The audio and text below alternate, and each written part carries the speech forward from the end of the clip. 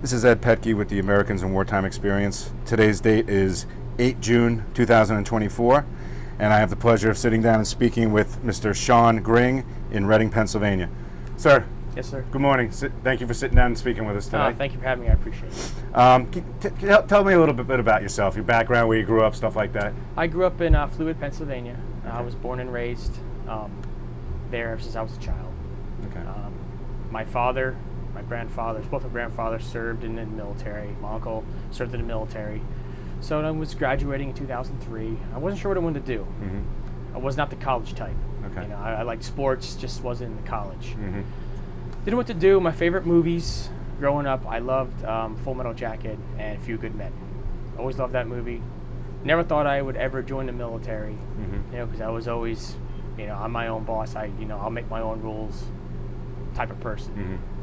Well, then I was out one day and I seen a guy in a Marine Corps dress blues. I saw that uniform and I was like, I want to wear that. So I walked up to him. His name was Sergeant Lozano.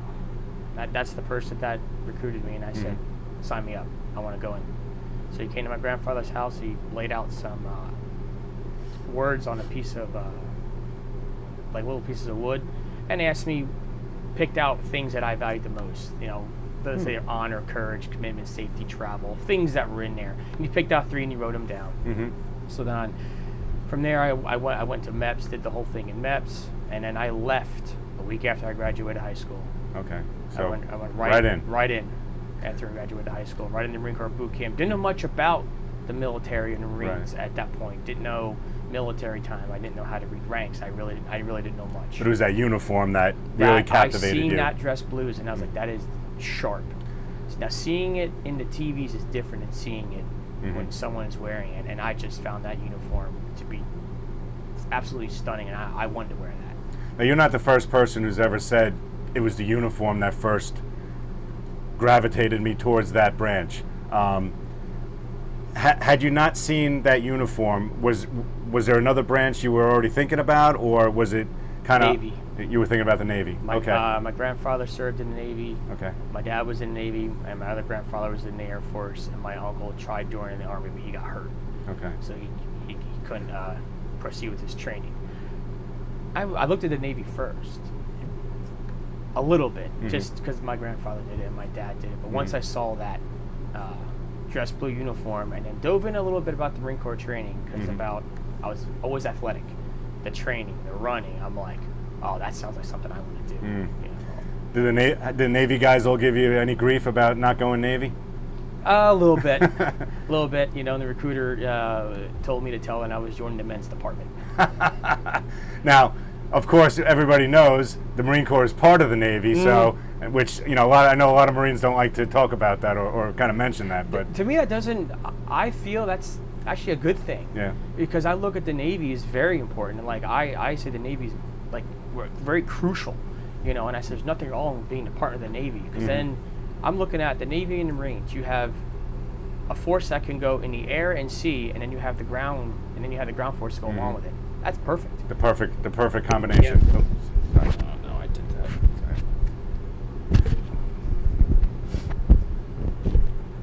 And then on top of that, Navy has their own special warfare. Right. The SEALs and, you know, so it's neat having 2 branches that fall in the same category that are that capable. Very good. So you're a week out of high school and you go down to MEPS. No, I went to MEPS a week before I graduated. A week before you graduated, okay. So how long after graduation before you leave? I graduated June 12th and I left I graduated June 6th and I left June 12th for boot camp. Okay, so 6 so days. Not a whole lot of time after graduation No. to be a free high school graduate. No, I gone instantly. So you go down to Parris Island. What are your thoughts on Parris Island? What do you first think when you step off that bus to those famous yellow footprints? It started. Boot camp started. We left. I think we flew from Harrisburg to Philly, and then Philly down to Charlotte. I think we flew down to Charlotte. Boot camp started there. I didn't know that we're all there. We have our packets. It says classified on it, you know. So we flew all important, like classified, you know. Like a spy. Yeah, you know, there's people on the plane. They're looking at us. Oh, we have classified. It's like government document classified. People are like, oh, you know, what are you guys doing? Right. you know, and there's a guy sitting there, I forget his name now, and he said, oh, we're Marines, and I said, no, we're attempting to be Marines. I was like, we're not. I said, we're attempting. I was like, because we weren't. We were just police at the time. Sure. They called us. Police.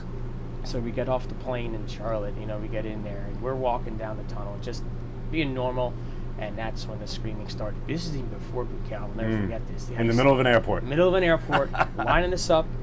They called it butt to nut or butt to nut, like, right like that. Yep. And we marched into the room, and they were like, basically like giving us a little bit of a hard time. Oh yeah. Like, and I was afraid to eat. I didn't want to eat. Right. We're filling out paperwork. He's like, you guys want chow? Go up and get your chow and something to drink. I wasn't moving. I was like, no way. Another reason from the yell at me. Yeah, I was like, all right, what is this? What's going on? Yeah. So you go from feeling 10 feet tall down about 10 centimeters tall. Not even that. I was like, I'm not asking to go to the bathroom. I was like, I don't want this guy yelling at me for asking questions, you know, or wanting to go do something. Yeah. So then he had us lining up in the hallway, and we had to have our license out like this, and they were coming by, and you had to sound off your name to make sure they got everything right. I was like, what is this? Like, this is before. Yeah. And it was interesting. It was an interesting experience. And then we got on a bus, and I think 2.5 hours, or 3 hours, then we went into Camp Lejeune. Got there, at that time, the civilian time was 2 in the morning. But come to realize that we call it 0 morning stupid. That's when it was something's that early in the morning. I think we got there around 2 or 3 in the morning, and then that's when we got off the bus. And then, well, first the DIs came on the bus. Yelled some more. They were like, you're going to do what I tell you you're going to do. When I tell you to do it as fast as possible with quickness and everything else. Yeah. Well, the game started then. We didn't get up fast enough. Of course. We sit down again. Then we get up. Again, sit down. You know. So it took 10 minutes to get off the bus. I was like, in my head, I'm going, what is this? This is not what I was expecting. I was expecting I knew they were going to yell, but I wasn't expecting the games. Right. The mental games. Yeah, yeah. And that's what it is. It's a game. And looking back, everybody says, it's a game. You got to play it, type of thing. But at the time, you're thinking, what did I do wrong again? All I did was move a half a step, and what did I do wrong? What's the purpose of it? Why would we keep getting up and down for it? It makes no sense. Like, that's the things that went through my head. Like, this doesn't make any sense. And at that time, we don't realize it. That's the whole point of it. Yep. They want to see if you're going to break. Right. If you're going to break, then obviously they're going to maybe say, hey, it's not for you. Right. So then we get off the bus, and then it's getting those yellow footprints, and I'm standing there, and the yellow footprints are interesting. It's not like this. They have a nice 45-degree angle, which I'm like, okay, cool. It teaches you how to stand. I'm like, okay. So then we go there, and then they have one person open the door holding it, and DI made the guy face the door. You never faced out. Your face was facing the door. Okay. You never, you don't look at them. So you open the door, and your back was towards them, and then that's how they did it. So you don't eyeball them. That's right. Oh, no. I made the mistake in boot camp of doing that. I'll tell you that a little later. Oh boy. Okay. So we all sat down in these desks, and we were just filling out some paperwork and things like that, and then we went to get our haircuts and stuff. So then they put us in a room that was never meant to put that many people in a room. We were waiting on the barber for like an hour and a half for this barber to show up, and we are in there. There's 80 of us in there, and we are just crammed in there. Yeah. Now, mind you, this is June, so it's down in, it was hot. Oh, yeah. So we're waiting there, and then the barber comes in, he's not delicate either. No, he is just going to town on your hair, and you can't even rinse off your hair or anything. So you have hair going down your back. It's like, and you can't itch. You're not allowed to scratch or itch if you make that mistake. So it was interesting. That was all processing. Yeah. And my recruiter, Sergeant Lozano at the time, he had said to me, he had told me straight up, how's it going to be? He's like, you're not going to get to sleep this day. This is going to happen. And he didn't lie to me. He was straight up with me. I asked him to be straight up. I'm not going to quit. Just let me know what I'm getting into. Okay. So he let me know beforehand what I was getting into. So it was about maybe day and a half, 2 days of intake. Where you're running around. You don't get much sleep. No. I think we went to bed around midnight and it was up at 04 again and getting all our stuff, medical and everything else, piss tests and all this stuff, medical. Yeah. And then about, I think it was the second half day, and then the third day we were actually going to pick up. They said, hey, this is your last amnesty period. Anyone have any medical problems that you didn't disclose, This is your last amnesty period. Well, we lost like 5 people that day. Okay. One guy came in and said he had stomach ulcers. And he came in, and whether they did or not, Yeah. that's their time to say this really isn't for me. So we lost some people there, and then we got picked up. Okay. We got picked up and started our boot camp, our 3 months of fun. 3 months of fun. Yes. It wasn't Although it was anything but. In the beginning, no, but when you get towards the end, yeah, you see that light at the end of the tunnel. It's light at the end of the tunnel, and you've been with these DIs now for 3 months. Yeah. Close to it at that point. I'd say 2.5 months. Well, now after so long, the Crucible. After you complete the Crucible, they consider you a Marine ready to graduate. So now you still got a PT, and you prep. At that time, we were prepping our uniforms still. They allowed us to go to Chow, but you had to go in groups, I think, of 5 minimum. So instead of them marching us to Chow, we did it on our own because they were like, look, you've known now for the past 2 months. We did this for the past 2 months. You know what to do and not to do. And if you screw up, we're going to know about it.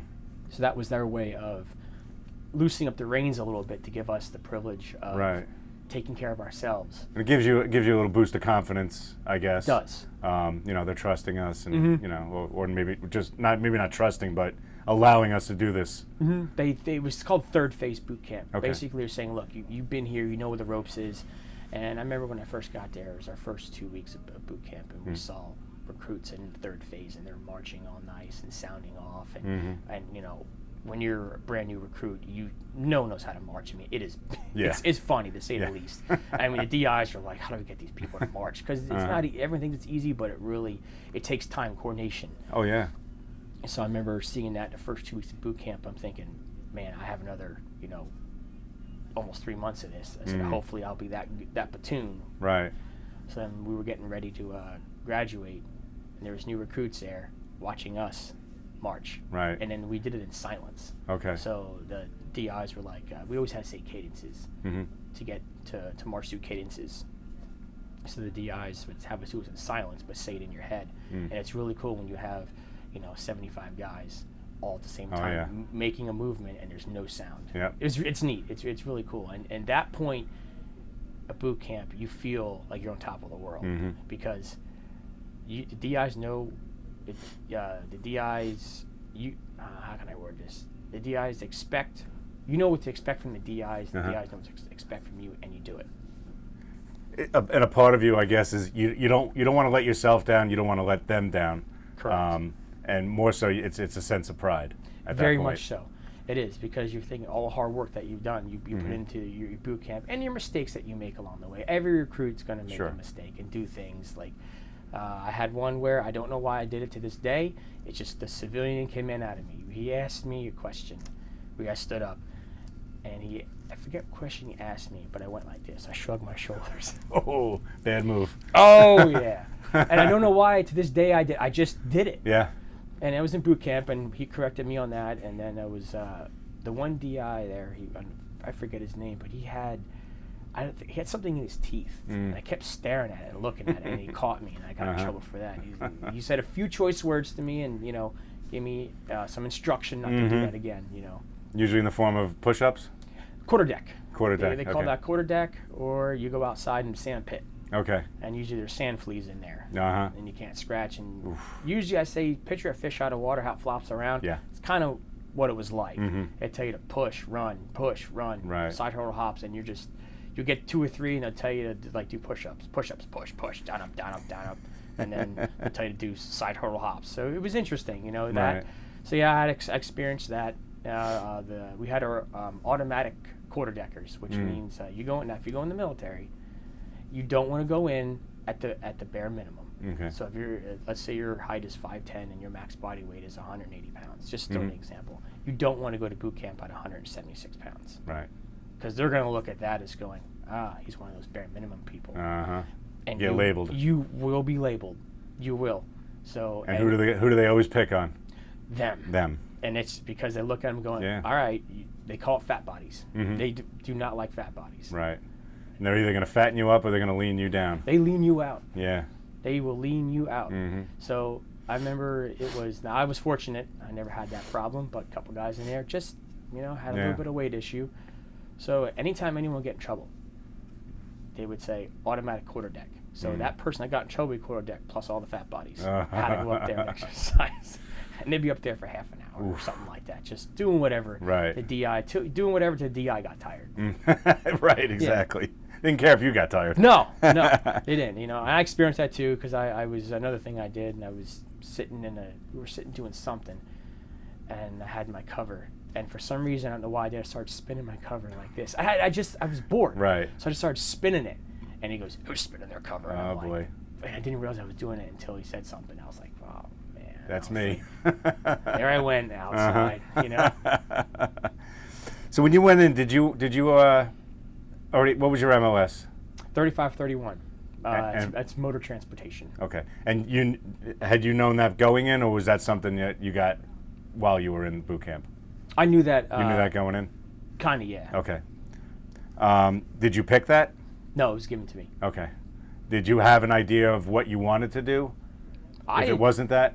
I wanted to do basically anything. Okay. I was figuring, if I joined the Marine Corps, anything would be fun to do. Driving tanks, RDF, that stuff all would be fun. Right. So I didn't mind what I did. Okay. That didn't really. I figured if I'm in the Marine Corps, I'm gonna be doing something fun. Mm-hmm. And what's basically the duties of doing that? Motor T. Yeah. So motor transport is I worked for H&S Company, headquarters and support battalion. Mm-hmm. So you had that, and we supported all the different Bravo Company, Echo Company, all the different companies. So if they needed transportation from here to there, or ammo, drove ammo, so you need ammo transported or whatever, they call, hey, look, they get a hold of H&S and they go down the ranks and we get our run roster, what we had to do and where we're going on base. Yeah. That's what I would do. So I'll be out, let's say with, maybe I'm here a week with Echo Company doing this, or I spent, I think, a month with the snipers. Okay. Because they needed ammo. So I spent, so it was cool, that aspect of it. To Get drive to see a little bit of everything. Yeah, got to drive the trucks around and do those sorts of things. So the Marine Corps uses, if they still do, I'm pretty sure they do, is they use 7 tons. Okay. Big, huge trucks. Those things were fun to drive. Yeah. They don't stop on a dime or turn on a dime, do they? No, they don't stop on a dime, but they are fun to drive. Yeah. They are very, very, very fun to drive, and you can build them up and break them down. You can put a canopy on them, or you can break them down and turn them into a flatbed, and they can put those metal Connex boxes. Okay. Okay. So would you also be part of doing the maintenance on them, or was that a separate job? That was separate. Those were called grease monkeys. Okay. We called them grease monkeys. That's what they were. Okay. So the common thing was, we break them, you fix them. That's kind of how that was the same. Right. And washing was huge. Oh, okay. Every time you took out a truck, you had to get a trip ticket and do your inspection on it and make sure the fluids were topped off and check your brakes and everything else. If anything didn't pass, then that truck went on to, depending on what it is, deadline, and maintenance had to fix it. Okay. And when you brought the truck back, you had to wash it. Okay. It had to be inspected. Gotcha. So you didn't pass the first time. No. You could spend literally a couple hours. They didn't want any dirt on the truck. Right. But you probably pretty much knew we can do whatever we want. It's not gonna. We're gonna have to do it again. Exactly. You're gonna wash the truck. Right. I mean, on likelihood, you could fail a truck every time. You're not gonna get all the specs of dirt off. They just want you to wash it. Yeah. Gotcha. So, excuse me. When you mentioned earlier that the reason the Marine Corps got your interest was that uniform, seeing those dress blues. What's it like the first time you get to put that uniform on? I felt like I could run through a brick wall. I really did. Did your mind go back to seeing it for the first time and kind of, hey, now I'm that guy? It took me back to when you're right, when I saw that guy wearing the uniform. Now I got to wear the uniform, and I felt like I could run through a brick wall. That's what going through boot camp made me that confident, going, I can take on anything and anywhere. And it's amazing in 3 months how you can go from this to this. And I felt so proud to wear that uniform. I still do. I tried it on a few months ago, and I actually could fit it. I got a little bigger here because of the weights from lifting and stuff, but I could still fit it, and I put it on, and I could still fit it. And my son Thomas out there, he put on my camouflage. He put on my BDUs. It was funny. He was drowning in them. And he put on my dress blue jacket. Yeah, it's funny seeing him in it. Sure. So after you graduate from boot camp, do you have to go? Do you then have to go to you go to the next school? Is it a separate school for the motor transport? Yeah, it was MOS School. And where was that? I was on an Army base, Fort Leonard Wood, Missouri. Okay. In Missouri, yeah. They call it Fort Lawson Woods, Missouri. That's what they called it. Middle of nowhere. It really was. It was, all I remember was in the mountains, and there was not much to do. There was Big Daddies and Big Louies, and you could probably guess what those places are. Yep. Yes. And that was, you went there, but these were, I never experienced clubs like this. They weren't dance clubs, you know what they were. They had like pool tables in there, air hockey, so it was interesting. Right, different dynamic. Yes, it was. So you would go there not because you wanted to see mostly dancing. You could go there and play pool with your buddies and watch someone get one. You know what I mean? It was interesting, And nothing else to do, so you know. So that was schooling. How long was that? I don't. Maybe 2 months. I think. 2 months. Okay. I think maybe 2 months of schooling. I think, and all the branches were there. Okay. You had Air Force there. Army was there. They had the Army Basic Training there, but every branch was there. MPs. That's where the MP school was. Okay. So interesting having all the branches there. Sure. You can imagine all the stuff that happens. A lot of inter branch rivalry. Yeah. And it's all out of fun. Yeah. Inter-branch rivalry going on. Better, you're better. You know, it's interesting. Oh, look at those guys. Yeah. So after Fort Leonard Wood, where do you go from there? We got our Fort Leonard Wood once I graduated there and you get your orders. My orders were to go to Camp Lejeune, North Carolina, 2nd Battalion. So right back to where you pretty much started from. Boot camp is in South Carolina. Okay. And the base is in North Carolina. North Carolina. Okay. So I went to Camp Lejeune, North Carolina. That's in Jacksonville. Okay. North Carolina, and anyone that was in 2003 or a little or after, before, all knows about the Street Ninja. Okay. Down North Carolina in Jacksonville. You can find him on YouTube. Okay. Can you tell me? Can you talk a little bit about what the Street Ninja is? I'm not sure what his name is. But I know he stands on the corner by the traffic light, and he does his we call his ninja moves, as we call it. He will do his ninja moves. I remember rolling down the window, giving a thumbs up, yeah, buddy, you're doing great, and from what I heard, he's still there. Doing and he's ripped, he's in shape, he's ripped, and he'd be on the side, I think it was Marine Boulevard, doing his moves. Street Ninja. Because he knows he always has an audience. It's a street, yes. They called him the Street Ninja. So how long were you at Lejeune? I was at Camp Lejeune for, I got there, total time, 4 years. That's where I was stationed. Okay. But there's one point in my Marine Corps career in the 4 years I had more time overseas than I did there. Because I deployed. Right. We came back, and we deployed again. Okay. It was like boom, boom. It was back to back. Back to back. It was back-to-back deployments, and then when I came back from my second deployment, that's when I had about little over a year left, like a year and 3 months, somewhere around in there. And what year did you deploy? The first time. 04 into 05 and 05 into 06. Okay. And where did you deploy to? Iraq. Both times. Okay. What is? Did you obviously you knew why you were going over there? Do you recall what was going on over there at the time? They want us to win the hearts and minds of the people. That was the thing. Win the hearts and minds of the people. And I'm like, how? Yeah. You're going to win the hearts and minds of people that have been fighting for thousands of years. Right. What was your feeling getting on the plane to go there, and then your feeling getting off the plane once you get over to Iraq for the first time?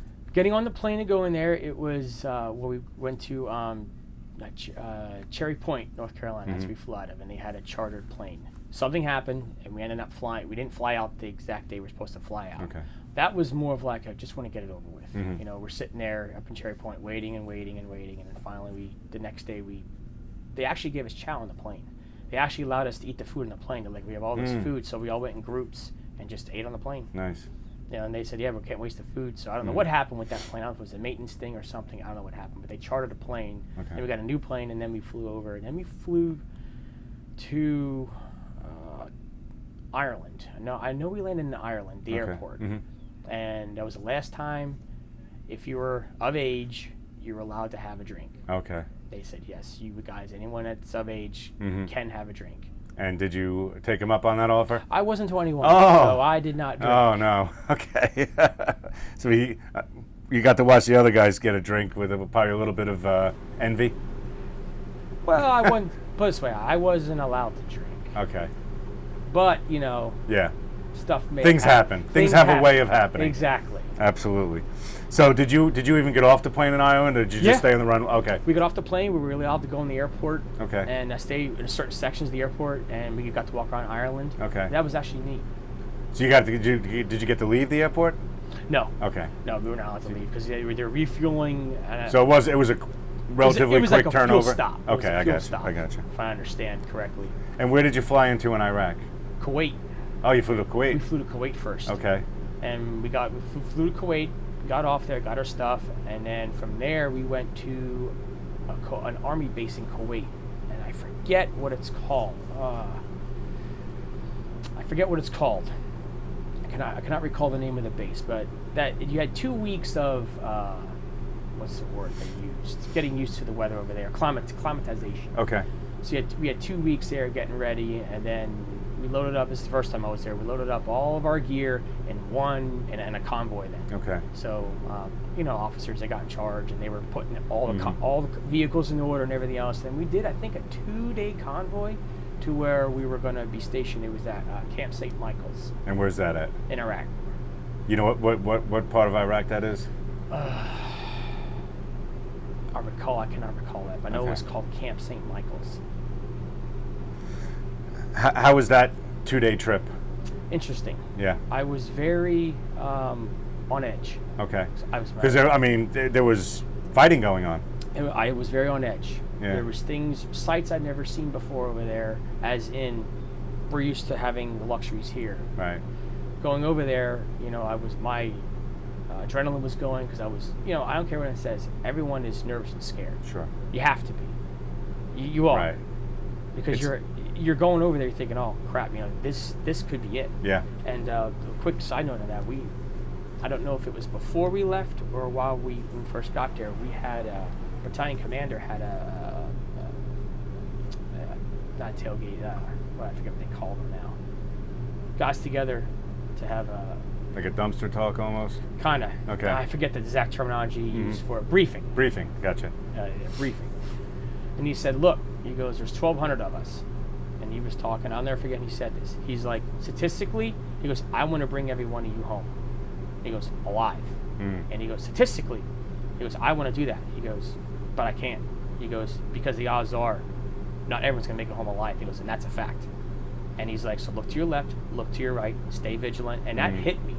Because I'm going, you got 1,200 of us in here. Yeah. And statistically, not all of us are coming back alive. And that's a fact. That is a fact. That is not anything. No. And that's scary. That's a bit of a gut punch. It is, because you don't know. Because you're losing somebody. Right. Because when he says look to your left and look to your right, somebody's looking at you too. Mm-hmm. So that's a sobering experience, I'm sure. It was a very humbling experience. Going, all right, this is what I signed up for. Now it's real. Now you're getting to the meat and potatoes of everything. Right. It's real. Right. Sorry, I get a little emotional talking about this stuff. Okay. It's okay. I'm all right. Okay. From just remembering stuff. And Yeah.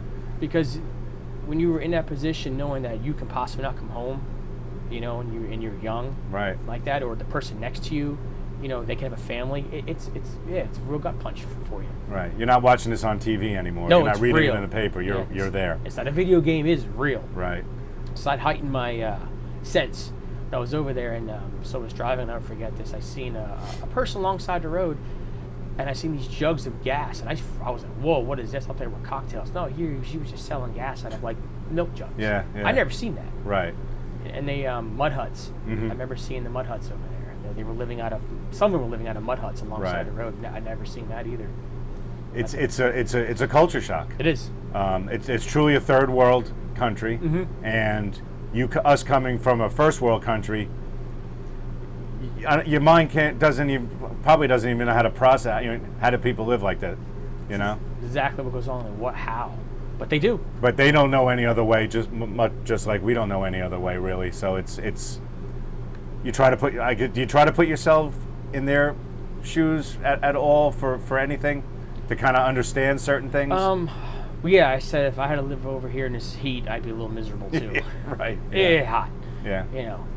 So after that briefing, after the wake up briefing, where do you go from there? So I think, I'm not sure if that was before we left or after, but then I remember we had a 2.5-day convoy up to Camp And St. are you Mark. driving these convoys? Yes, there was you're an a A driver. There was your A and B driver. Okay. So either he would drive and I would be the A driver, or you just switch. Okay. So then we had troops in the back with us too. So that we were driving all of us Right. Camp St. Michael's. Then we were taking the Army was on there. That was the Army base. Okay. And we were taking over for them. And it was the base was dirt berms piled up with razor wire going around the outside with watchtowers and you know, 4 corners, 1 in the middle, all that stuff. Everyone kind of understands that. And that was it. And there was a building in the middle. I'm not sure what this building was or anything, but that's where kind of everyone stayed in this little building. Okay. So when we got there, there was armies and Marines on the same base. So we were changing of the guard.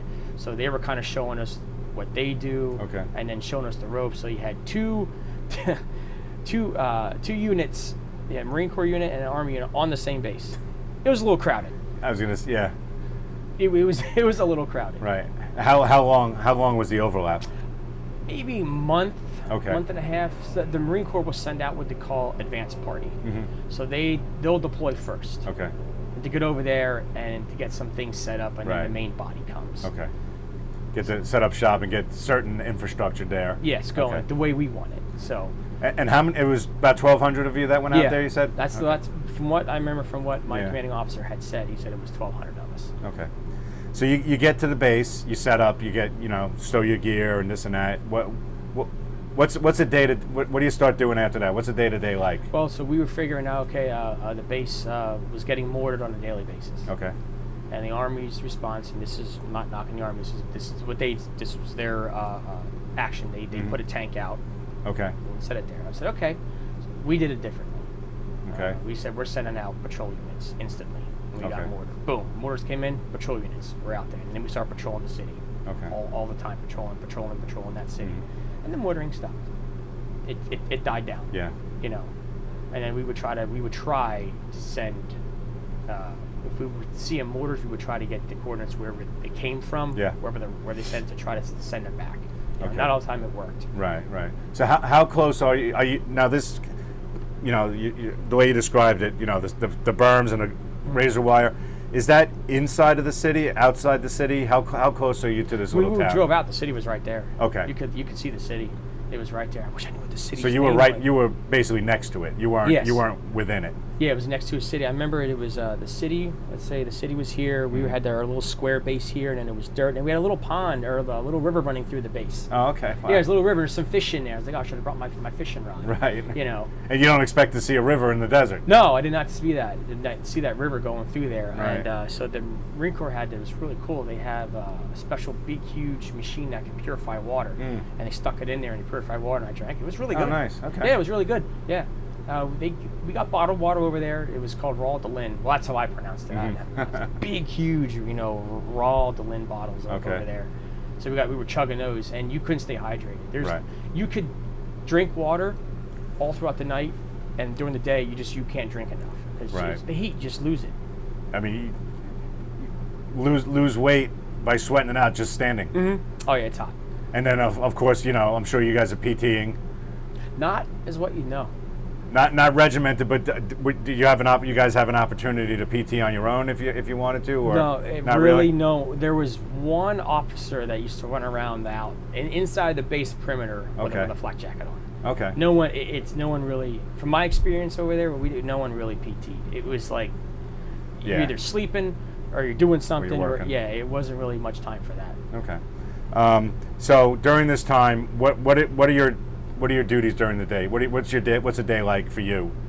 So wherever we're at, we would get up and hey, let's say Echo Company needs something. They got to do a skirmish and they need some of this or they need some of that. We would get everything loaded up on our trucks and we would drive it out there. So you're making truck runs Exactly. here and there and back and forth all day and all night. Picture of like a civilian terms, delivery service. Okay. Picture Amazon. Okay. We were to Amazon delivery. You were Marine Corps Amazon. Yeah, we're everywhere. Who Okay. needs what? You need ammo? Okay, we got Okay. you. You need this, you need that. Fuel. I drove, that was the second time. So, fuel. Yeah. If you need a fuel truck or whatever, or something like that, anything. That's where we were H&S, Headquarters Support Battalion. That's Yeah. what we did. We supported everyone. Okay. Did you have a geographical grid area that you were responsible for, or was it basically, if we can get to it, we're going to go? There was an area there. We had our area of operation that we had to patrol. So we would go out to all the forward operations base. You had the main base, and you had a FOB, a forward operations base, where let's say Lima Company would be Okay. at. And if they needed something, we would drive out to Lima Company, drop, hey, here's supplies you needed, and we would go over here or anywhere. Okay. How far? About how big was your area? Would you say? I really couldn't say. I really didn't map that out. Okay. I was just focused on, all right, we got to go here. And we have to go over here. And this is day, night. It didn't matter when it was. Didn't matter. It didn't matter, day or night. There's some things. If things happen, then you got to stay and deal with it. Right. There's always something going on. Okay. Not much downtime, I would imagine, or was there? There was downtime. What'd you guys do to keep yourselves busy during downtime? Sleep. Okay. Well, clean the weapons first. Yeah. It didn't matter. Every convoy we came back off, it was weapons all came off, and they got cleaned. Okay. What was? I've heard that it described that the sand is different over there. It is. Take baby powder. And turn it brown. Okay. It's more like powder dust. So. And it gets everywhere and everything. So yes, it does. So it was about 6 inches about deep. When you step it just goes. It's Okay. and then when it rains, then it turns into mud, and then and then think about it when there's 2 seasons there, cold and hot. When the changes of seasons go by sandstorms. Sandstorm comes through. Okay. And it's either going to colder or hotter. So I was over there, I think in early March, and it was cooler. It was cool at night. I remember waking up, putting beanies on and everything. It was cold. It got cold there. Believe it or not. Which is kind of odd for being in the desert and being cold. It got we were over there in the winter and it got cold. To the point where we're shivering. It got really, really cold. And during the day, I think it got to maybe 75, I think. Okay. Somewhere in there, 75, 80 during the winter. Right. But the nights would really get cold. I think sometime we actually saw ice over there. If I'm not mistaken, it got that cold at night. And it would warm up during the day because I remember driving and we had all of our gear on. It was cold. Which, you don't think about being cold. It's kind of must have been an odd experience in the desert. It was. Everyone thinks how hot it is, and I said, Right. no, actually, it gets really cold at night. Yeah. They're like, how? I said, because it's in the summer months now, it heats up quicker. Yeah. Now in a sandstorm, I can't see you in a sandstorm. I was gonna say, what was your first sandstorm? I mean, big sandstorm. How long did they last? I mean, They usually don't last. What do you feel?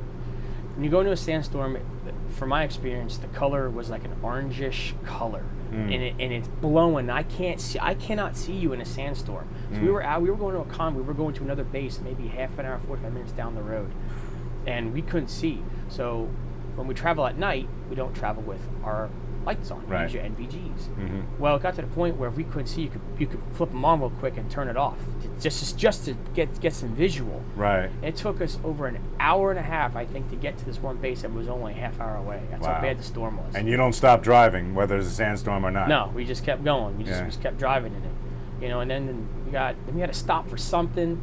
I remember getting out and on this road in the sandstorm. I can't see anything. I can't see anybody, and it was just a mess, But you really can. It gets in everything. So there's something called CLP that's used over there. Okay. Well, Marine Corps, we use the CLP for the lube, but it would actually stick to that. So, but you can't have a dry weapon or it won't work. Right. So we started using like gear oil and stuff. So CLP is that? Well, it's like a grease. It's a lubricant. Lubricant. Yeah. Okay. A lubricant for the rifles. And it would stick to that, but the gear oil you use gear oil instead, and it actually worked better. Okay.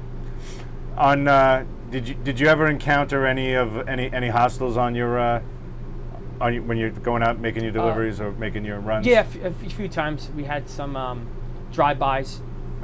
Just quick little skirmishes, like boom, they just shot and ran. Okay. IED blasts, you know, we had a few of those. What, if you can, take me through that experience, if you can. Driving alongside the road, and so if I'm giving you how to look for it, if I tell you drive through a landfill and try to look for something that's out of ordinary. Mm-hmm. Where everything's out of the ordinary. Yeah, so they try to look for, they were relating it to Vietnam. They were using tires, animals, Okay.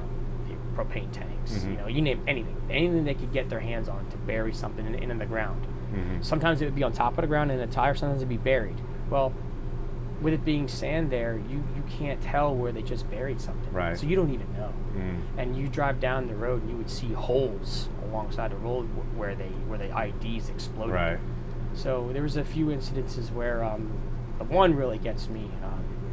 We were driving and we called it the Gauntlet. Mm.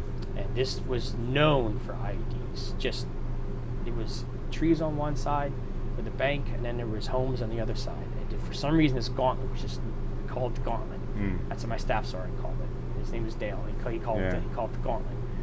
And I hated going through there. Made me nervous every time going through. Sure. There. I didn't like it. Was that a common route for you guys? Very common. Yeah. We had a forward operation space right after the Okay. Gauntlet, and even with the Marines being there, they still get IEDs in because you can't. Right. It's just so hard, and then we traveled roads and everything else, and we went through it, and they got us. They got us. Was it your truck or close or? Got me once. Got you once. Yeah. On this first deployment? Mm-hmm. I was in either go for the first vehicle or the last vehicle. Mm-hmm. That's what they do. Well, they got mine. I was the last vehicle, and the Humvee. I just remember going up like this, and that's kind of what last that I remember. Okay. So after you come to a little bit, you figure out what happened. All right, cool. Well, come to find out after everyone was all right. Come to find out that what they did was they buried it too deep, or they put it backwards. Okay. And that's what probably most likely spared me from what I was told. That's Okay. what happened. So and there was a little piece of shrapnel that was stuck in the Humvee. Mm. A little piece that was stuck actually into the tire, but it wasn't enough to deflate the tire. Right. Yeah, I'll never. So bad planning on their part. Mm-hmm. Good for you. Yeah, it was. I couldn't believe it. And this was only like a month and a half being over there. Wow. This is only about a month and a half of being over there, and this happened. And I was like, oh man, we have a long way to go. So obviously, when it first happens, do you realize right away what had happened, or do you kind of take? It's so loud. When you get hit, is. So, you don't even. It's almost like you know it afterwards, but in the time you don't know what goes on in between the blast and then when you come to, because you get hit with it. Time kind of stops a little bit, It's or a it loud. slows down. All I remember is just a huge boom, and that's it. And I just remember the rocking, and that was it. It was unbelievable. And then another experience was they were on another forward operations base, and they were walking in mortars, which means is they were firing it, seeing where it hit, and adjusting on the fly. Mm-hmm. Well, they got so close, the shock wave. Oh, That hurt so bad. Our trucks were outside. We parked our trucks outside the base for whatever reason. We did it that day. We didn't know why, but that's what we did. We started walking them in, and we went inside, and they were landing them right outside. Oh wow! And those shock waves, they're no joke. That took me to my knees. That was no joke. So getting hit by a bat. It's Yeah. the wave. Now I understand, because when I would watch movies when I was a kid, and I would see people with a shock wave, I'm thinking, well, how does that feel? Now I know how it feels, and it can debilitate you, as in where because you're covering your ears because it hurts. Oh yeah. Because you're like and you're like and you're thinking how, you're like, could they walk this in like this? But they do. They're a lot smarter than what people give them credit for. They've been fighting for a long time, and they are a lot smarter. It's their turf that we're on. They know their turf better than we do, and that's a lot of people don't understand. When you're on someone else's turf, they have the advantage, not you. How long did it take you to realize that before you realized it when you first got there?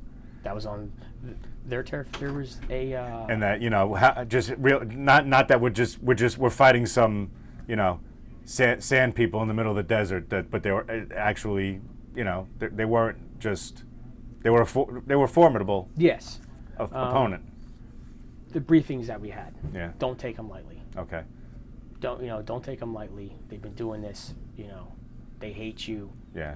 They're not just yes their military tactics may not be the best, but don't underestimate what they can do. Their guerrilla warfare, as in they're really good at that. They're really, really good. I mean, if they can plant IEDs and do that stuff, right under your nose, yeah, exactly, then they're doing something right. Right. And that aspect. So it was a chess match over there. They did something, we did something. They did something, we counteracted it with something. Did you feel as though you were able to, or you were accomplishing your mission of hearts and minds, winning the hearts and minds? No. Because over there, people are poor.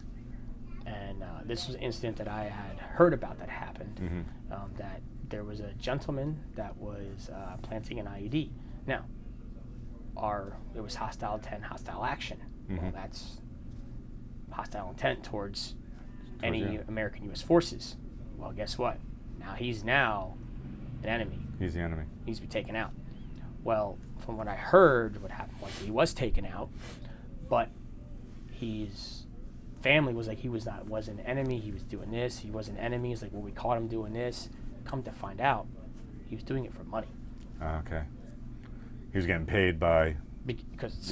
But now our end going, that's great, but he's making money, but we can't have that. Sure. So that led into some. Yeah.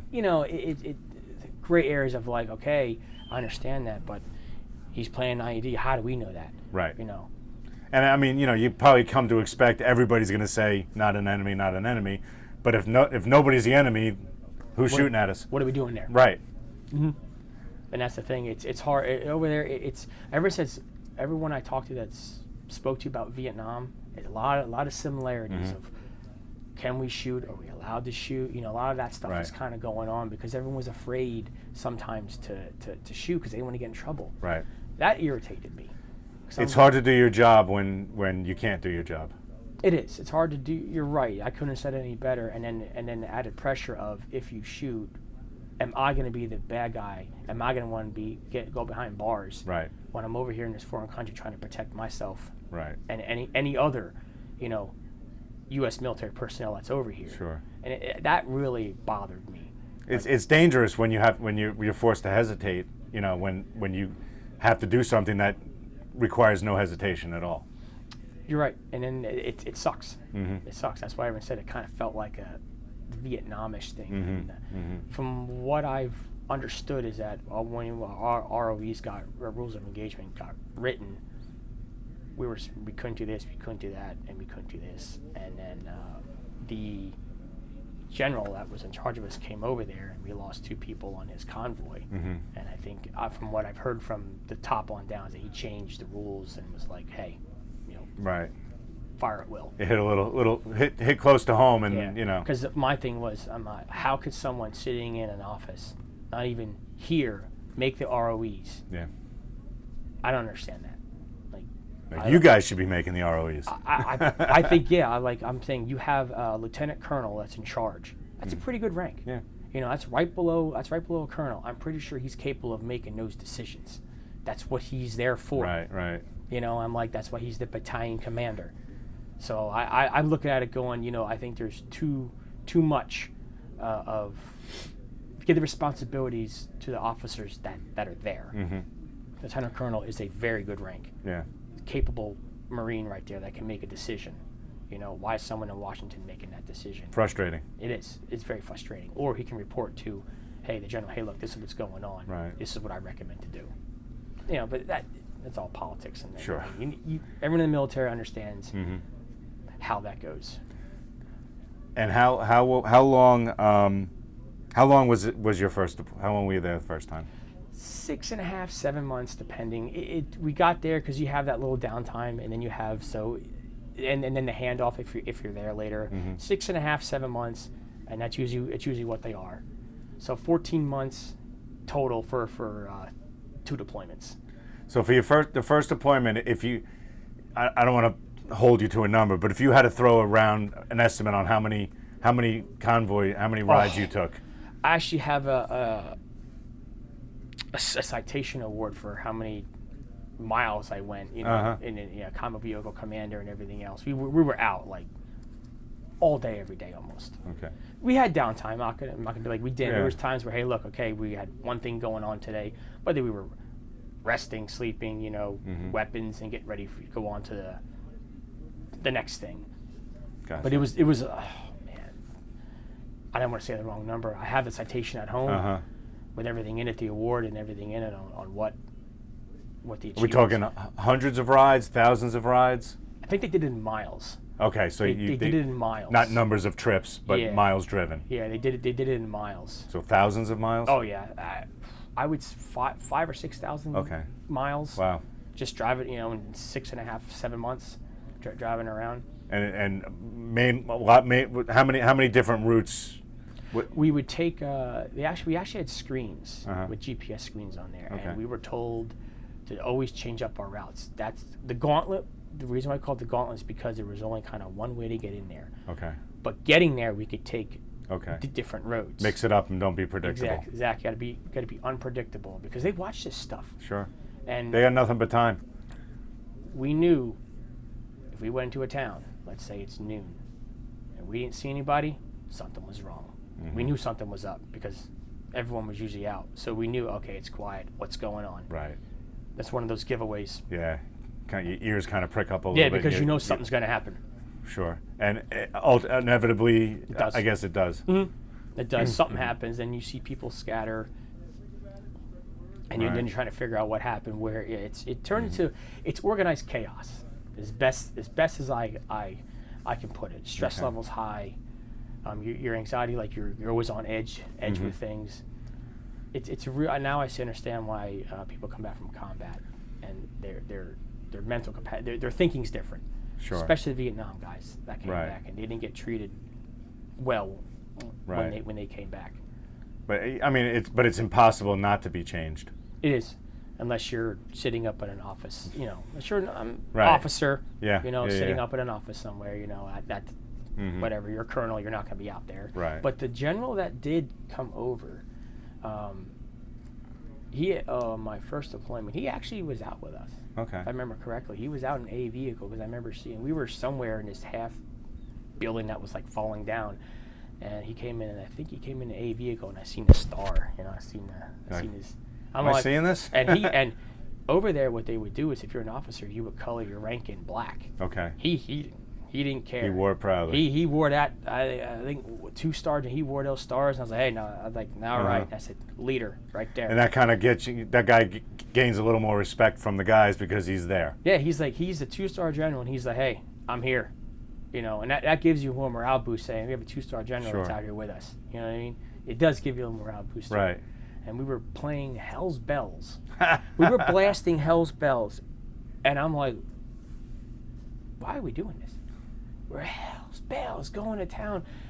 And then I think Lieutenant said to me, well, he goes, what better way to find out where the enemy's at? We'll draw them out. I was like, he had a point, worked. I forget what lieutenant that was. I forget his name, but we were blasting Hell's Bell because they hate that music over there. Yep. And we were blasting it. And he said, oh, draw them out. And it did. And I was like, okay. Whatever works, right? Whatever works. I thought it was great. Yeah. Like, we got music playing. It was something. Sure. It was just the sense of normalcy. Yeah, it was the little things. Running water didn't have that. Right.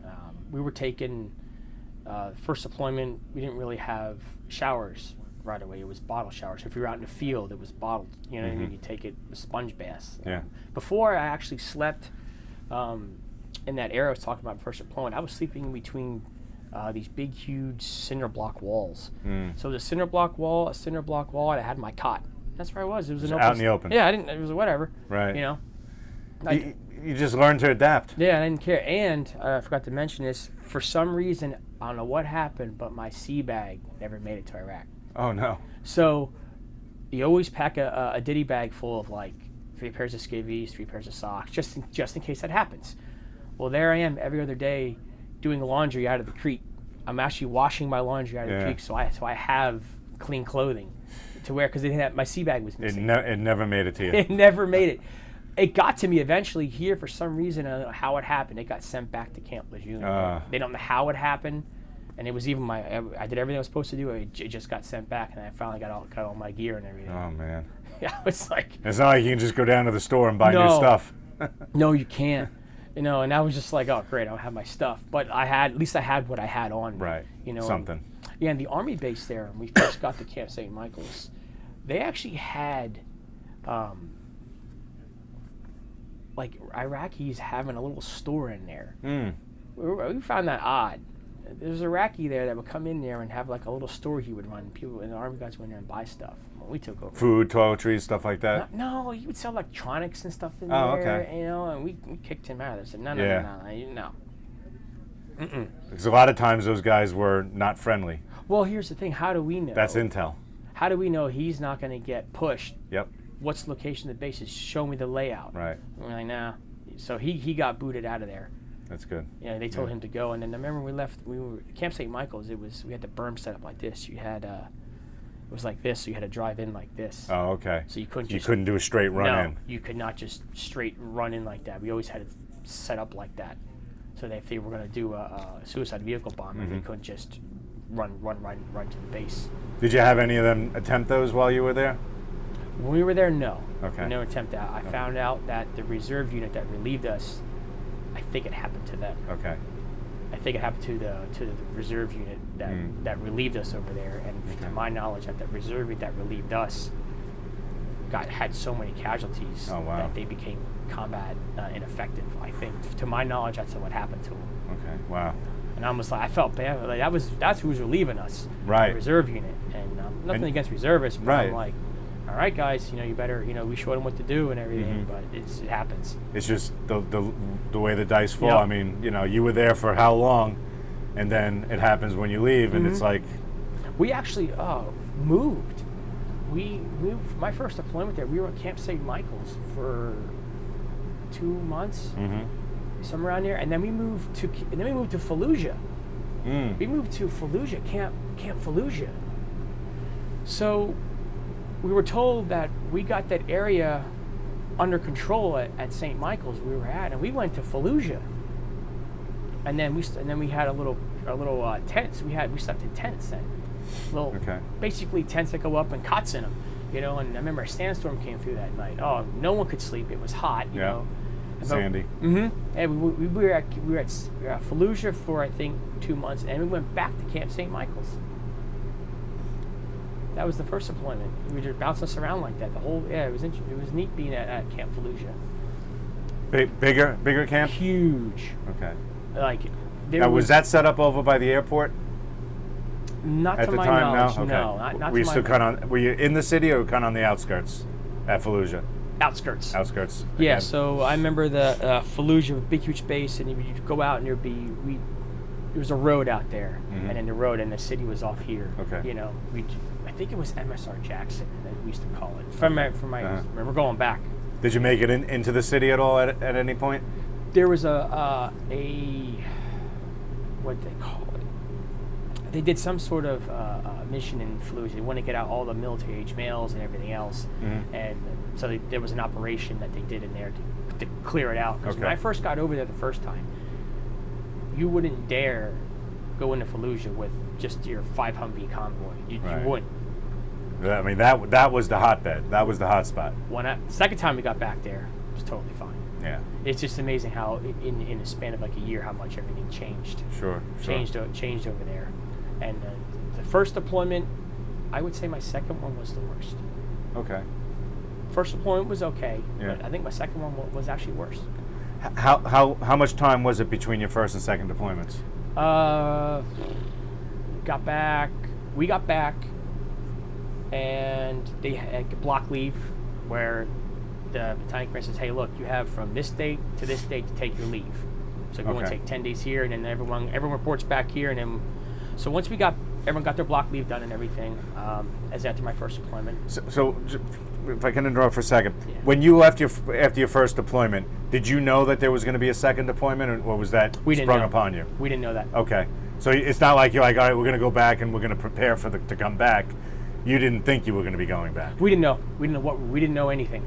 Okay. We just, all we know is that we landed, we got home, we were like, okay, great, we're back on U.S. soil. It's great, They gave us, I think, 40 some hours of libo to go out, and they told us, they're like, look, do not drink a case of beer in a night. They're like, you have no tolerance. They and they made sure of that. And some people tested that theory, I'm Oh, sure. yeah. Oh, yeah. Some people had it. And on the way back, I think we landed in Ireland again on the way back, and then that's where I was 21 then.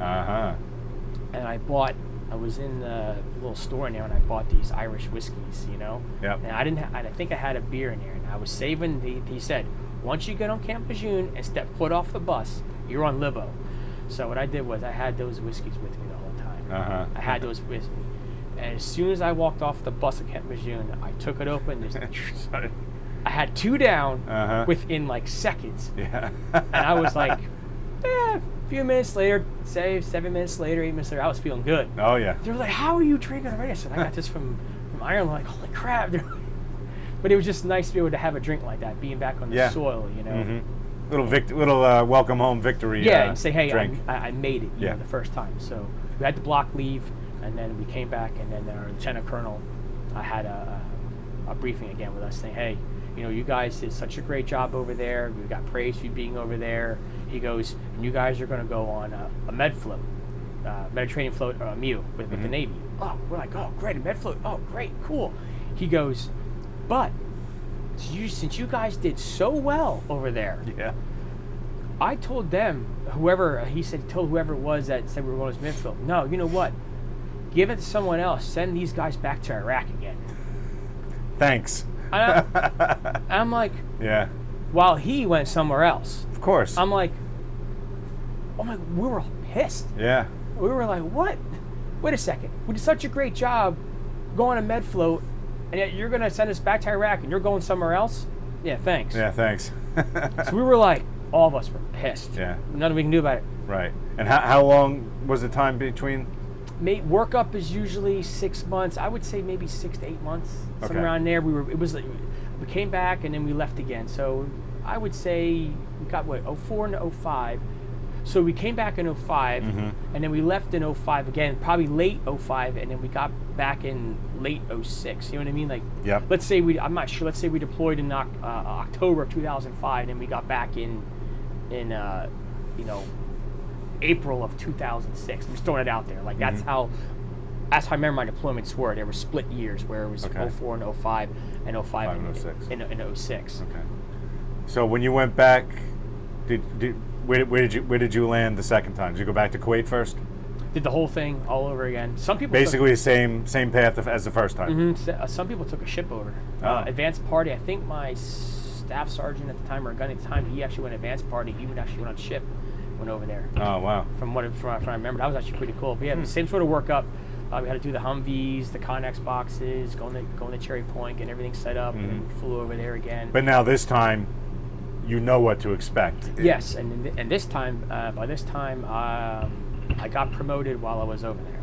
Oh, okay. So I hit E4 corporal. So okay. I was considered a non-commissioned officer and NCO leader. So that was accomplishment. Because there's some things I did wrong in my, no one was perfect in the Marines. Sure.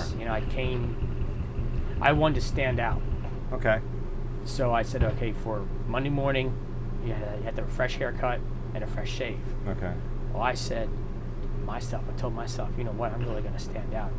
It's dark out, no one's going to notice. My haircut was good, but I didn't shave. I said, you know what, because my hair always grew in fast. So I said, all right, I'm going to go, I'm not going to shave in the morning, I'm going to stay in the dark, nobody will see me. So what do you think I did? I stood right under the light. Right under the light. And then I get this look, like this. And they asked me why I did it, and I told them why. I said, well, you sure are standing out. And I got yelled at because I was in a military uniform, and, shave your face, and, right. little PFC thing you do, try because you want to try to stand out from Sure, others. yeah. And then you're going to make mistakes along the way. Right.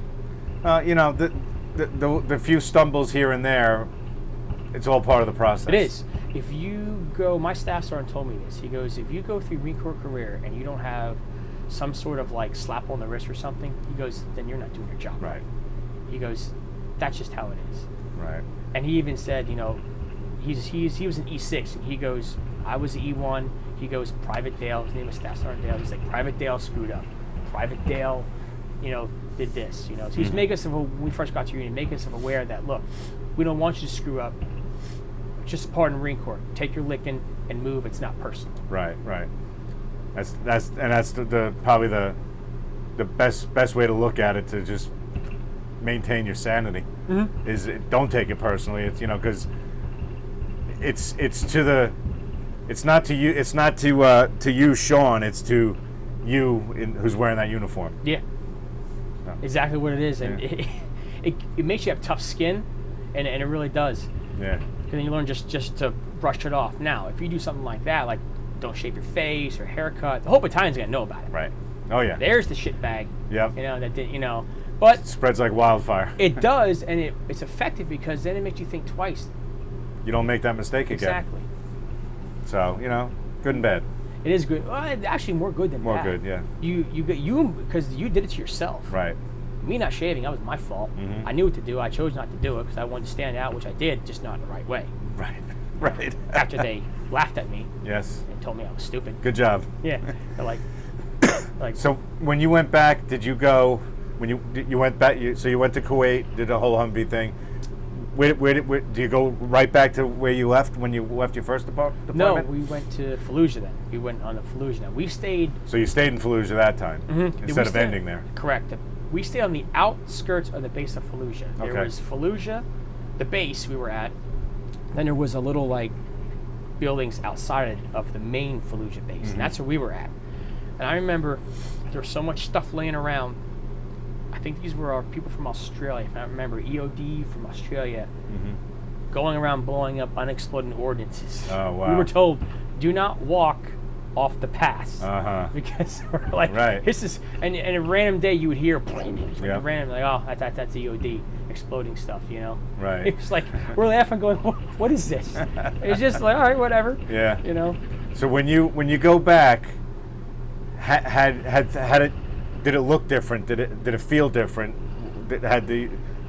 Or did it feel kind of like you never left? It felt like I never left because at that point I'd spent more time in Iraq than I did in actually the home state. Like I knew the kind of the roads. We were I traveled these roads before. It was familiar. Yeah, I remember this. I remember doing this. Oh yeah, I remember that. So there is experience gained from being over there, but also things do change. Okay. Their tactics change. We were told. People in turrets. I operated a turret, a gunner up there, and we were told, make sure you sit down. Now we had armor around it, and they said, make sure you sit down. And we're like, what's going on here? They were putting razor wire across houses and stuff. So if you're driving through and you're up, guess what happens? You might have. You're going to have a bad day. So then we counteracted that by, we're going to drive with our weapons up like this so it hits it, or we're going to sit down. And then there was this sniper there that was, causing havoc. So there's always something. There's always something, hey, we had to counteract it and stuff, The second deployment we lost more Marines on our second deployment than we did in our first. Okay. So I remember we lost 6 in our first. Okay. And the second one, I think we're up in the teens. Okay. It's just, it happens. It's combat. It happens. It's not fun. No. And there's things that happen over there that I tell people, if you have something happen to you and you can remember it years later, I was like, then it's a traumatic event. I said, everyone remembers traumatic events. Sure. I was like, and it took me a long time to get help.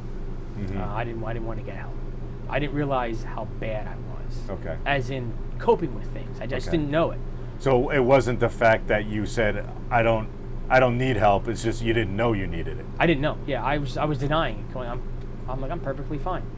It wasn't until my now fiance said, you need to get some help. Okay. She was like, because we actually split up for about a month because, just me. I wasn't, it was me. Yeah. I had issues and stuff like that, and I finally went to the VA and it was, it was rough. Mm-hmm. Rough when you got to re-talk about things. And she was telling me, hey, it's okay to talk about it. She mentioned that she had a World War II veteran come in and finally want to talk about what happened to him. So she goes, you're not the only one. Right. And I'm going, this guy's probably in his 90s. Yeah. Carrying this around. You know, and it is heavy when you got to carry. You don't know at the time. Mm-hmm. When you look back on it, I realized how much I was carrying around. It weighs on you, but you don't know it at the time. You just deal with it. Like, mm-hmm. I know from the Marine Corps I can speak. If something happens, you can't just sob. You have to, okay, right. Stay focused, keep moving, or you're next. It's not that easy as in right. where back here where you have time to mourn. No, you don't have time for that. You have a mission, you got to do it. You got to stay focused. Right. I mean, if you take that mentality into the civilian world and you don't get help for it, you suppress all that stuff and you never deal with it. Okay. And that was the issues. A lot of, I think, service members going back from day one, sure. July 4th, 1776 dealt with all the way up through. Mm-hmm. They might have called it something different, but it's it's all the same. It is. And so you went to the VA, and how did you feel you were treated by the VA? Amazing. Okay. Since when Trump got in and he took care of it, said, look, we revamped the VA, say enough of this. Amazing. I go to the one in the London VA and the one in Berks County. Amazing. They really took care of you and they'll really help you out, and they're not going to. The person that was working with me personally, she doesn't look down on me in any way, telling her, hey, look, this is what I did, this is what I've been through, this is what happened. She's like, hey, we got you, we'll help you. She lets you know that you're not alone. That there's other people that are out there that are going through what you have gone through, or different, not the same thing, but maybe a similar issue. Mm-hmm. And so that, hey, a lot of combat veterans, you guys are all, have issues together, and you're not alone. It's nice knowing that. It's nice knowing that, hey, there's another veteran out there that I can talk to if I have, I'm having problems that day, And sometimes those are, I would assume, really the only people you can talk to, because it's not just saying, I know what you're going through. They know what you're going through. Yes. Because they've been exactly in the same place you have. And my attitude was, how could I tell her or anyone that haven't been there and done that? Right. That's my attitude for a long time. But from going to them, they help you bring it out, to talk about it, to get to release it. Right. It's a healthy thing. Yeah, it's always still going to be there. There's a lot of things that happened over there, and there was one that really, really, really gets me to this day. He took my seat in the Humvee. This tears me up every time I think about it. This kid was 19 years old, and I was maybe 21, not much older than he is. And we were going out to one of these forward operations bases. This was his first time outside the base. He was from a different unit. We went and picked him up, and he took my seat, and I got another seat. He bumped me. We put him in the up armor Humvee. That was the safest Humvee that we had. So he took my seat. Okay, great. I was an NCO at the time. Great. He has a good seat. So we're driving. We get out there. He does his thing out there, and then we're coming back through the gauntlet. Mm-hmm. And that's when he got hit. IED? IED hit him good. He got nailed, and I immediately ran over to him, and I knew it, And now at that time, I'm in mode of, hey, let's get this Marine out of here. Yeah. But yeah, I remember I can't remember his name to this day, but I remember picking him up. Me and Southern Marine, we picked him up. We put him in the back of another, lack of a better word, it was not an ambulance, but something you could transport him. And I remember his head was caved in like this, and like this, and I could see inside of his skull, like in his brain, and his brains were laying on the ground. Ooh. And the guy beside him got sprayed with it, and that was my seat that kid was in. He was 19, first time outside the FOB. His very, very first time. He was excited. And if I'm mistaken, I think it happened on Mother's Day. Oh. So I'm sitting there going, your son's dead. In my seat. Tough.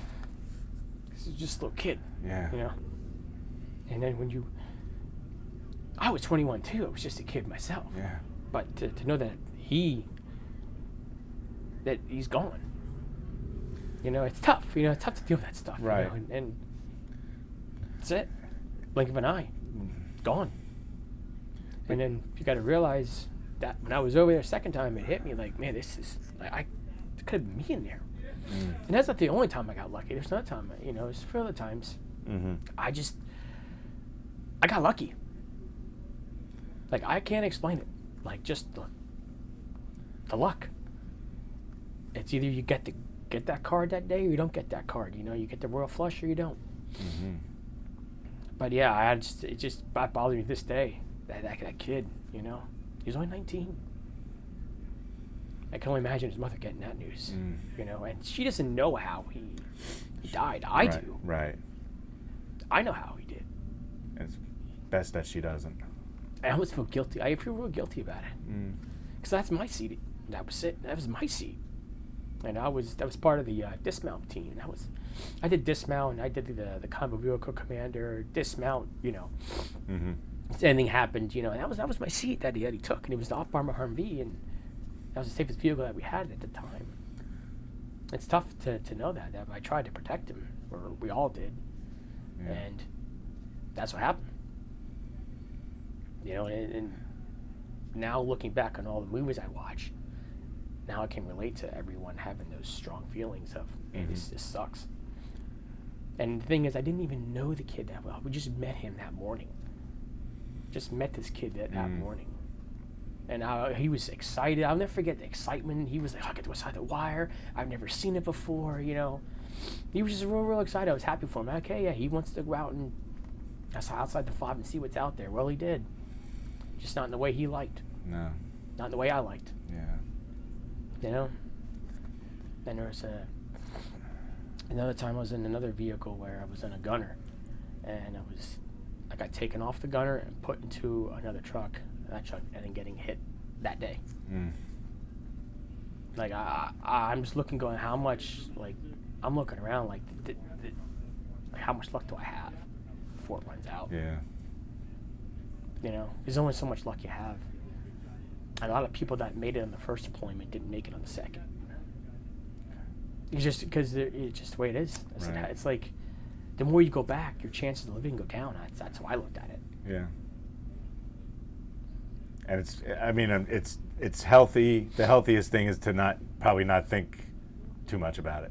You try not to dwell too much about it. You try not to, but it's there. Yeah. You try not to, but let's say you don't think. Let's not think about it, but it doesn't resonate. All of a sudden, you can see something, and boom, it automatically just pops in your head again. Yeah. Takes you right back to a certain point in time. Is there when you think about your time over there in Iraq, is there one instance or one story or one day or one event that your mind instantly goes back to when you think about? Just described to you. That one? That's one incident that goes back to. The main one is that one. That one really gets me. Because it was, like that gauntlet. I despised that gauntlet. And we had no choice but to get to there. And I remember going by there every time, and I would sink down in my seat like this. And I would lean over because it would, just in case something did explode, the shrapnel would go through the window and miss. I just was hoping that it would. Every time we would go through there, I would just duck down. Just out of instinct. Yep. Say, okay, this is not good. I would get nervous. I think everyone would. Sure. I know I'm speaking for myself. I was, but I'm not sure. Probably everyone else was too. I would imagine. I mean, a healthy dose of or a bit of nervousness is not a bad thing. It's it's keeping your guard up. It is. It does keep your guard up, and then you get complacency. I don't care who you are. You do get complacent over there a little bit. Like there's only you get to the point where you just don't care anymore. Like if you're over there and you just don't care anymore.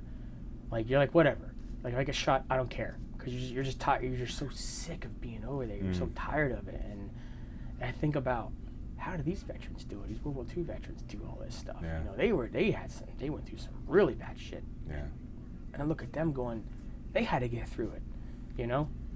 So when I was over there, sometimes I would think about them. And think about, hey, they got through it. They were storming beaches and going house to house. Okay, I was doing, I can relate to that. I'm going house to house. Yeah, we're doing that. So all the veterans before me actually kind of helped me in a way because I kind of used what they did and said, well, they can do it, I can do it. You almost feel like a responsibility to them to do it. Dude, carry on what they did. Yeah, because they preserved the freedom for me. Now it's my turn to make sure that it stays so they can enjoy their life. They're up in their 90s now. Yeah. Now 07, they're probably, 80s? 80s. Still old. Yeah. So I'm thinking, hey, now it's my turn, you know. And I always felt a great sense of pride in my country. And I felt like, you know what, it's my turn to serve my country and preserve freedom so everyone else can enjoy it. Did you feel like you were preserving freedom while you were over there? No. Sometimes I didn't know why we were over there. I'm like, we're driving around getting blown up. Because you can't see them. Right. Trying to win, we were told to win the hearts and minds. Great. But it's like fighting a ghost. How are you supposed to fight something that's in the ground? Or help people that don't want your help. Yeah, they don't like, or you said it. I couldn't have said it any better than myself, yeah. You go there, I thought we tried to impose our values onto them. And I don't think they took it very nicely, because I'm like, how would I like it if someone came in my backyard and just said, hey, move over, we're here now. Yeah. How I gotta put myself in their shoes. How would I like that? I probably wouldn't. Probably wouldn't people being here, telling me where I can and can't go. Oh, I can search your car, you know, here, let me search your car. Right. Or not, this is happening. Yeah. Or, hey, you know, we got bigger and better, so we're on the road now. You know what I mean? So I try to look at it from both ends. And I mean, I couldn't figure out what we were doing there.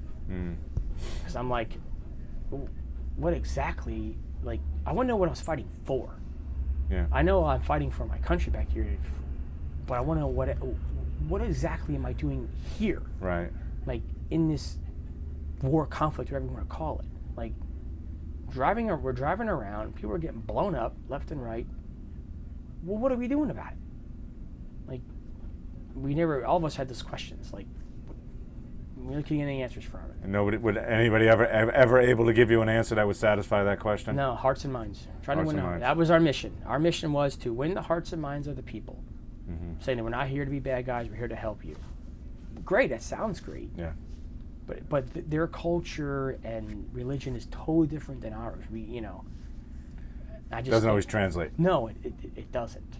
As you can see, now look at it. So I look at it from the start of it till now, what has been accomplished.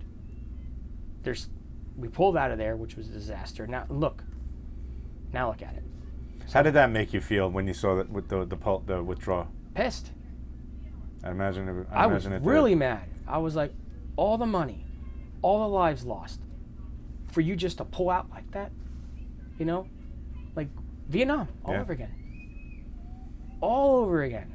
All those lives, those military men and women that died over there, preserving freedom from over here, or what they thought was maybe preserving freedom over here, and wanted to fight for a cause, and you just go ahead and do something like that. It's a slap in the face to all of them. All of them. Absolutely. And these World War II veterans, what's going on today, they got to be rolling in. Some of them are, I saw a video of a guy who was a 98-year-old Marine veteran, utterly crying and ashamed of what's going on in his country now, because he's like, this is what we fought for. You know, and he's 98 years old, and he knows what it's like to have really true freedom and be real patriotic. And for him to see what's going on, you know. And here I am trying to say, hey, I went over there to fight for you and fight for the American people over there, and I come back and I'm going, well, I'm fighting for our freedom, but I don't know exactly what I'm fighting for. At least he knew he was fighting to get rid of dictatorship. You know what I mean? Yeah. You know, it's huge. I come back, I'm glad I fought for my country, but I want to know what I fought for. I want to know why people died for, you know. I want to come back and be like, hey, you know, we made a difference. Have you been able to find out to your satisfaction what that was? Just like Vietnam veterans, they probably don't have they don't know either. What we go there for? You know, to take a hill, just to take a hill. Yeah. To say we got it, to just let it get recaptured again, like. Take and lose the same hill over and over again. Before it's just that's the thing. They were probably questioning the same things too. Probably, you know? Yeah. What are we doing here? Yeah. You know, I'm sure everyone in every war that's ever been fought has had that same exact, why are we here? Yeah. And I don't know if anybody over those years ever got a satisfactory answer. No, they won't. I won't get it. But what I can tell you is that there's one thing, fighting for your freedom, but you're also the guys next to you. That's what when you're over there. Yeah. And you're going, okay, I'm fighting for you and I'm fighting for you. Let's go home. And they're saying the same thing about you. So you're in it together. It's okay. Government sent us here. Okay, they told us win the hearts and minds, whatever that's supposed to mean. But we're here. We're gonna fight for our country. Keep freedom, but also for you guys. Yeah. And that's anyone across the military could probably say that. Any branch will say that. That you fight for each other. Yeah. Well said. When you're over there. What would you say to a young person now who was thinking about joining the military? Do it. Even though there's no such thing as a perfect program, look at yourself and say, hey, what can I do for my country? How I was born because of why. Look back at our history. Mm-hmm. Wars were fought, and people say, okay, war's not good, it's mean, but if there's war preserves freedom. Mm-hmm. Freedom isn't free, it costs lives. So I say, if you want to join the military, look at yourself in the mirror and say, hey, what can I do to help preserve for the next generation? And put your hand in the air and go serve your country, and you will be proud. They will be very proud that they did. Amen. Amen. How has your military experience and your wartime experience, has that affected your life? Everyone said there was before me and after me. So before I went in the Marine Corps, and then after. Mm-hmm. They said before I went in, I was a certain way. When I got out, they said, Shawn, you changed. I said, how? I'm still the same. I said, no, you're different. Quieter now. I could just be quiet. Mm-hmm. I have days where I'm just zoned off. Relationship issues. It's part of combat, not how to deal with relationships. Right. Getting irritated very easily. If something's supposed to be there, like I had this problem I used to work with. If it's not block this doorway, well, the doorway blocked. I'm like, why is this blocked? Mm-hmm. Shouldn't be blocked. I have patience. I don't have patience anymore. I lost the ability to have patience, and I get stressed out. Like my nerves are, I feel like my nerves are shot now. Like I can't I get worked up, and then I just get all upset real quick. I never was like that. This is what from the counselor and stuff. This is what she brought out, saying, "Hey, this is things that I see." Right. So that's been a struggle and a challenge, Mm-hmm. and there's things that have to try to do to overcome that. She mentioned something about like sleeping. If you can't sleep, she always try to think about a feather or a leaf on a water wave or trees. Something relaxing. Okay. And those sort of lines. So anyone that serves that goes over and fights, you're going to be dealing with those things. That's just you're going to have some form of PTSD because of it.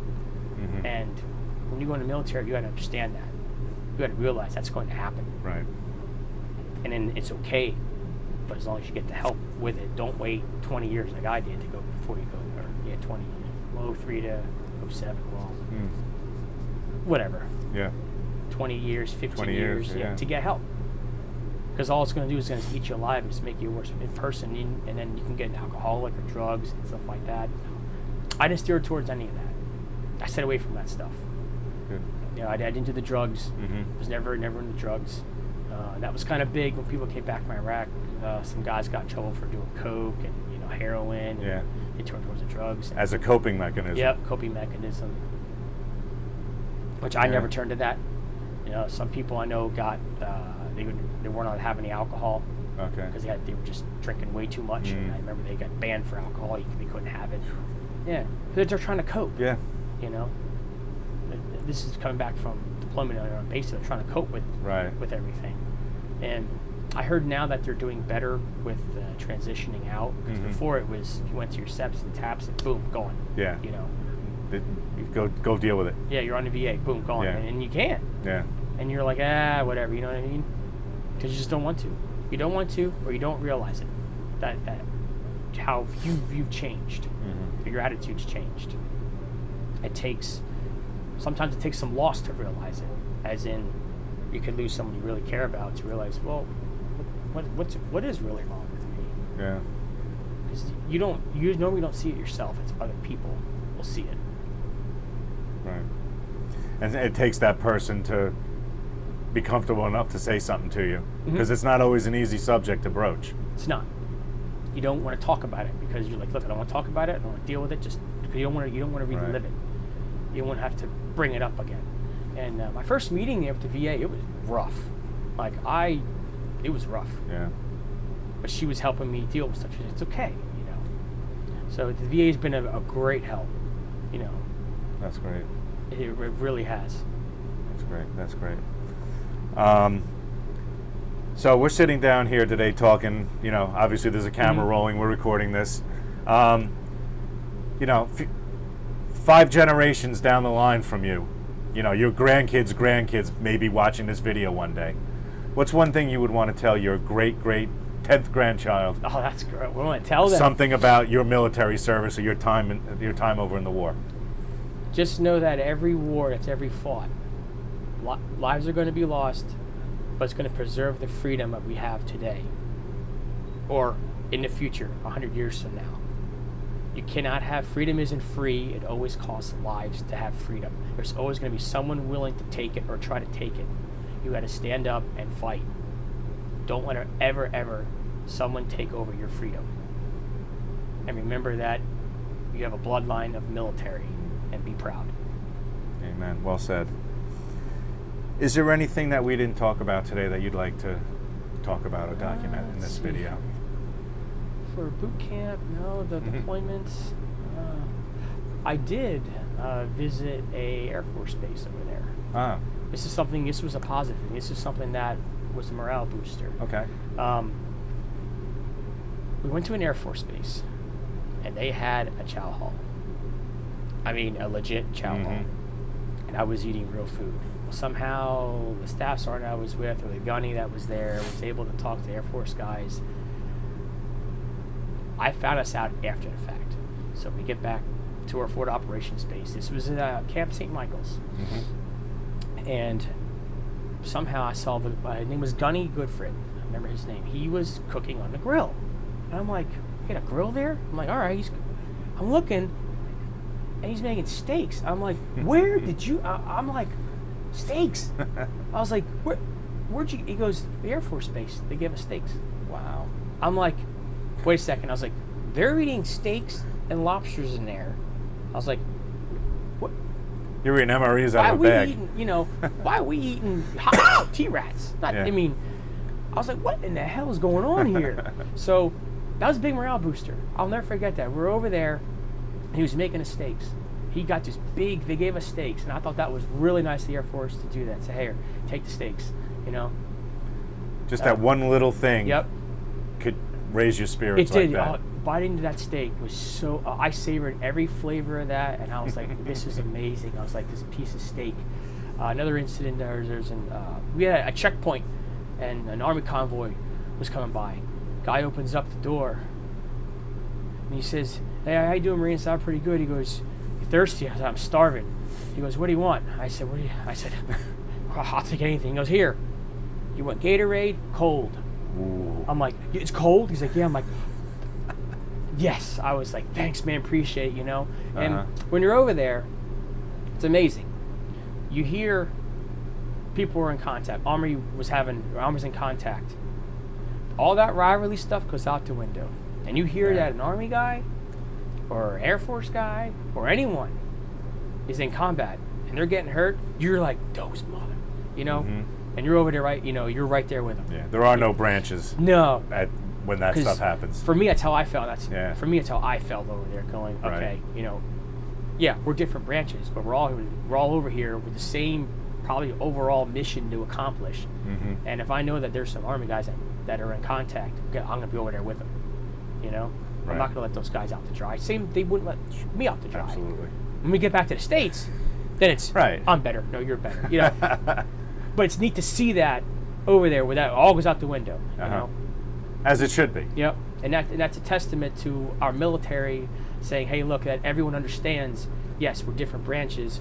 We'll bark at each other on our home soil, but when it's overseas, now, and it's not even a thing of, it's not even like well, you know, we're just gonna put aside for today. No, it's just instantly, I got your back, I got mine, even though we're separate branches.